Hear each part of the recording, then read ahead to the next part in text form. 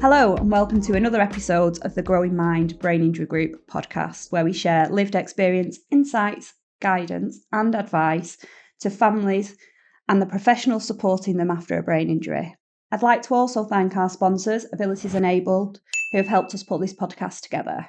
My name's Claire and I'm the COO of the Brain Injury Group and Big Stepping Stones.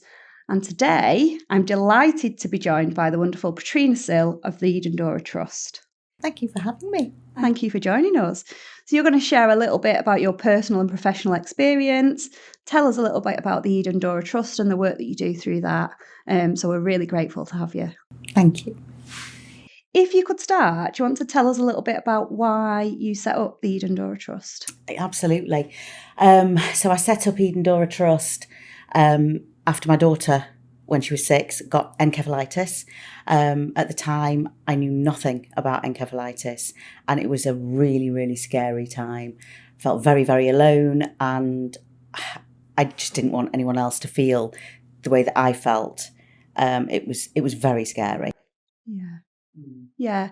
And it's quite a scary word, encephalitis, isn't it? And it's very medical. Yes. So I think for the lay people that are listening that might not know what encephalitis is, can you give us like a little brief snapshot of what it is and how it affects people? Absolutely, yeah. So in a nutshell, encephalitis is an inflammation of the brain, often caused by either a virus, any virus. It could be flu, cold sore, COVID, you name it, chickenpox, and so on, or our own immune system attacking ourselves. There are lots of other forms of encephalitis as well, which you can get lots more information about from our website. Excellent. So when you set up the Eden Dora Trust, how did you support families and what does that support look like today? So when we set up, it was literally, as I said, because I just didn't want any other family to go through what we were going through, that feeling of being so alone. I didn't really know what to expect when we set up, but we actually hit the ground running. It was just, wow, okay. So the initial support that we gave was to be able to let people know that we were there, we understood what they were going through, to today where we are doing so much support. We have a helpline, which is fantastic. That's been going for many years now. We do one-to-one support. We will go to hospitals, schools, people's homes, wherever they need us, we will go to. We have some fantastic research going on at the moment. And we fund training workshops for professionals to understand encephalitis and acquired brain injury. We also do study days, all sorts of lots and lots of fantastic things. Well, I think they're fantastic. Brilliant. So you've expanded the support really to give that really important hand-holding, if you like, to families. Yeah. And also supporting the education of professionals so that they have a better understanding of how to perhaps adjust their practice to support families, provide the right information to families, and make sure that things are as they should be after somebody has had encephalitis and whatever may happen afterwards. Yeah. So the Eden Dora Trust have a mission. This is something that's come with you from the very start. I think it's great. SPEAK, which stands for Support, Provision, Education, Awareness and Knowledge. So the support that you give to families, carers, professionals as well. Provision, raising those funds, making sure that the right things are in place at the right time for families, and to be able to further provide that education, develop those plans, training, development, make sure everybody has the right knowledge and understanding. Awareness, just bringing that awareness of encephalitis and the ways in which it can impact children, young people and families particularly. And that knowledge, sharing that knowledge between the families that you help, from your experiences personally through to Eden now, who is 21, I think, isn't she? Who, is great. So what does that mean to you, SPEAK? It's a great acronym, I think. Thank you. Yeah, I came up with that right at the very beginning, before we'd even begun Eden Dora Trust, because it just embodies everything that we wanted to do And we are doing, and it means a lot to us because every single word within the acronym is so important for us and for families. The word itself says a lot, as well as then the supporting words behind that acronym, Exactly. isn't it? So yeah, I think it's a really excellent mission to have as a trust. Thank you. So from your experience personally, and then your experience supporting families for 11 years now, what do you think is the most important thing to give to a family, that support that they can have immediately post-diagnosis as they're just starting on their journey to understand what's happened, the impact on their child and their family life? What do you think is the most important thing? I mean, for me, that's a really easy one. It's to let the family know they're not alone. Yeah. Because if we're not alone, then at least we've got something or someone to fall back to hold us. Yeah. And that's so important. And then obviously everything else comes with it. And if families get in touch with us afterwards, we have a lot of families that can sometimes contact us after a year, 2 years, 5 years after their young person has had encephalitis. Yeah. Because they might have realised that there are other subsequent things going on that they hadn't realised were happening. But it's all about letting the family know that we're there for them. Yeah.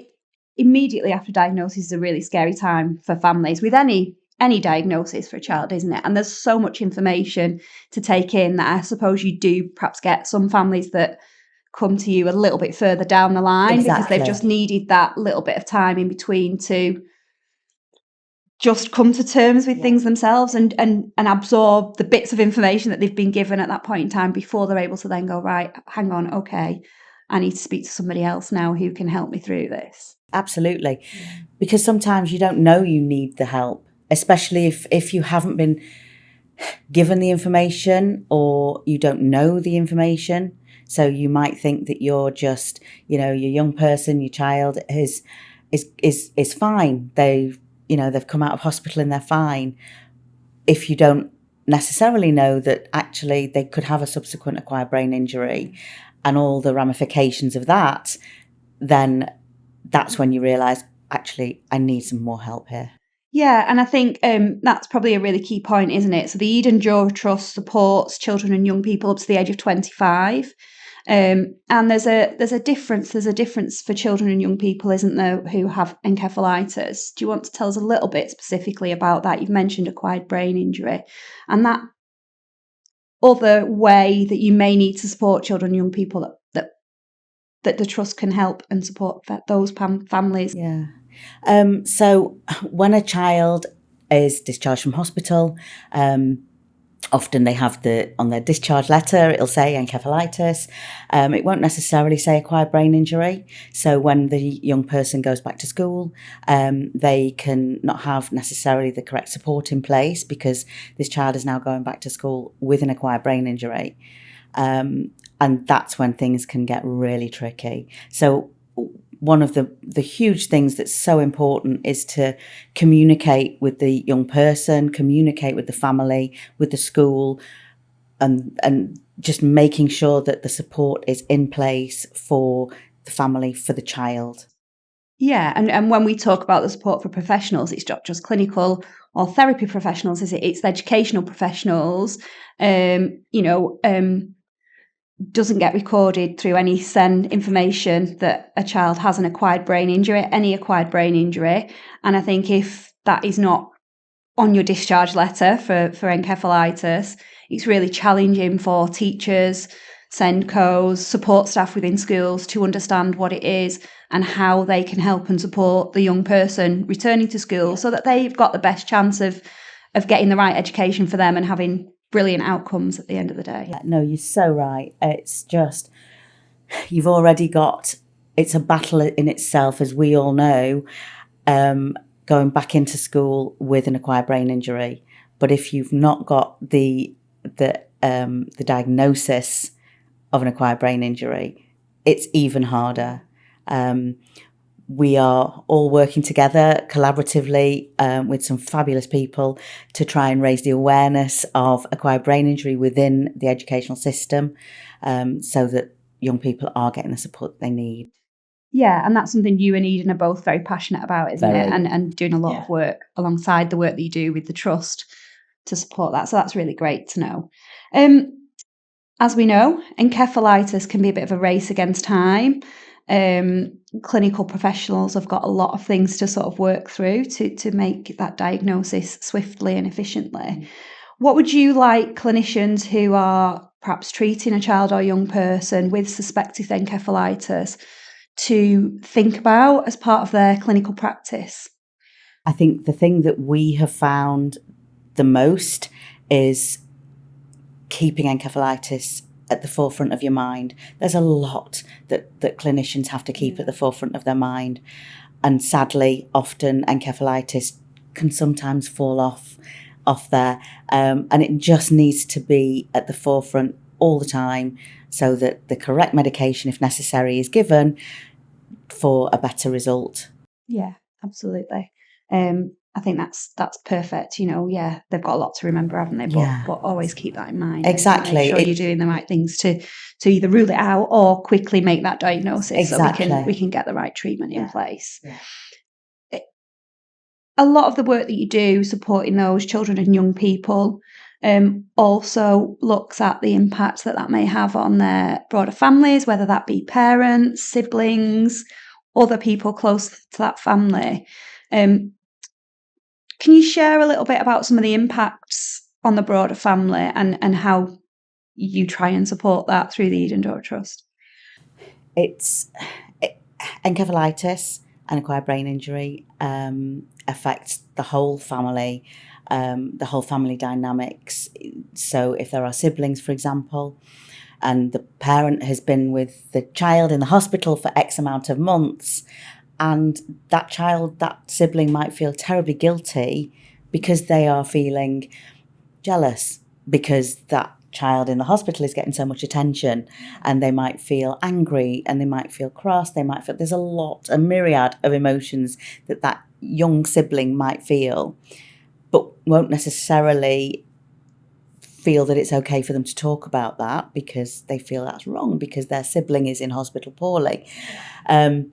And I think it's just making sure that everybody is held, everybody's looked after within the whole unit, because it's so important. Because what we've found is that a lot of siblings have a lot of things that they really have hidden because they don't want to upset people, and that's had their ramifications for themselves. And so it's very, very important to help the whole family. It's really tough, isn't it? Because you're a child as well. Your sibling's poorly, which is upsetting to you and devastating. And then obviously you've got the dynamics of you perhaps just want your mum, and your mum's not there. Yeah, exactly right. Yeah. So, and I think that's a really nice way of saying it, that the whole family is held. I really like the way that you put that. It is, isn't it? Yeah. Is there anything else you want to tell us about Eden Dora before we talk a little bit about the future? I think that I'm very proud of what Eden Dora does. I'm really proud of the families that we support.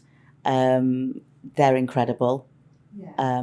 And we just are continuing to grow and support the families. The most important thing is that we are always there to support the families. Yeah, absolutely. And if any families, or in fact any professionals, want to learn a little bit more about encephalitis or feel that they would benefit from some of that support, how do they get in touch with the Eden Dora Trust? In a myriad of ways. They can contact us via all the social media platforms, through our website, but also directly to either myself, Petrina at edendoratrust.org, or contact at edendoratrust.org. They can also ring our helpline.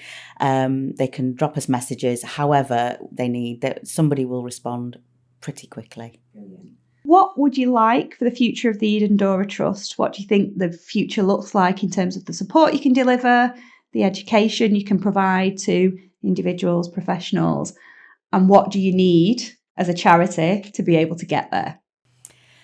We just want to keep growing. We want to be able to continue supporting the families that we support, supporting everyone within education and anyone that needs the support to learn more about encephalitis, to raise that awareness. The aim is that everyone knows the word encephalitis, what it means, so that they are themselves helped in their future potentially. Yeah, and the ongoing impact of post encephalitis diagnosis, the implications of that for the individual and their families afterwards, which we've talked about. And the subsequent acquired brain injury, raising the awareness that encephalitis and acquired brain injury go together. Hand. Exactly. Yeah. And in terms of what you need to get there, we've talked about the support through the Child Brain Injury Conference. Funds, I would imagine, are always massive as a charity. Really important to sort of keep engaging with people and keep getting that financial support, which is really key to what you need to do, and your ability to continue to input into the research projects, be part of the groups that are looking into that, giving Eden the opportunity to be part of those groups as well, bringing her experience to that, which is really, really important to help us develop a future programme and a future process for how to support children and young people after encephalitis, listening to those children and young people themselves. Absolutely. There's nothing better than lived experience. Yeah, 100% agree with that. In terms of the fundraising, we're going to share a QR code at the end of the filmed version of the podcast.